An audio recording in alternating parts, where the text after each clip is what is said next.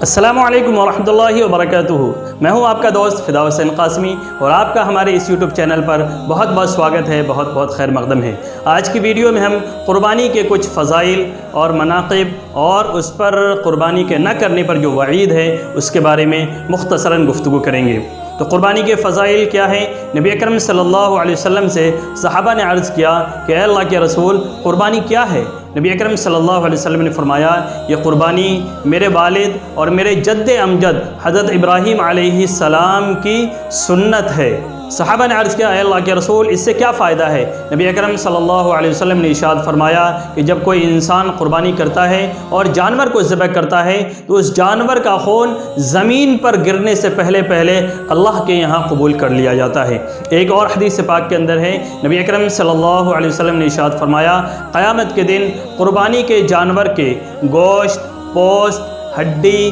اور اس کے بال، یہاں تک کہ اس کے پیشاب اور پاخانے کو بھی انسان کی نیکیوں کے پلڑے کے اندر تولا جائے گا اور اس کے وزن کے برابر اس کو نیکیاں دی جائیں گی۔ یہاں تک کہ اس قربانی کے جانور کی ایک ایک مینگنی جو ہوتی ہے اس کو بھی اللہ تبارک و تعالیٰ احد پہاڑ کے برابر اس کا وزن کر کے اس کے بعد انسان کو قربانی کرنے والے کو ثواب دیا جائے گا۔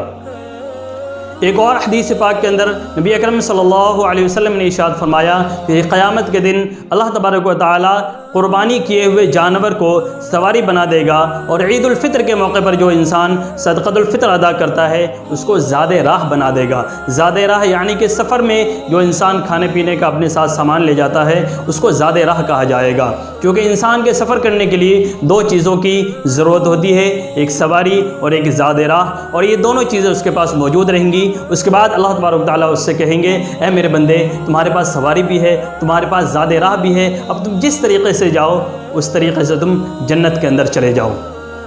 یہ قربانی کے کچھ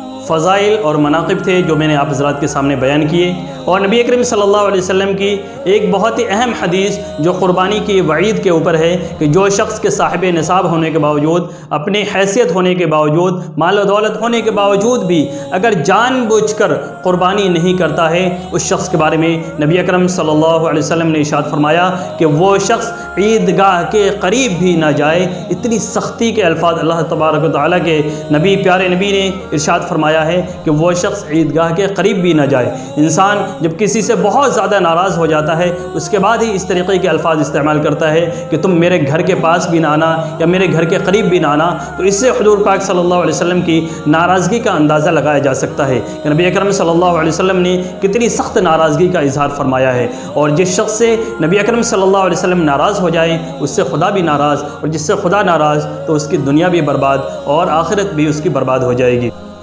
اللہ تبارک و تعالی ہم سب کو عمل کی توفیق عطا فرمائے، آمین ثم آمین۔ السلام علیکم ورحمۃ اللہ وبرکاتہ۔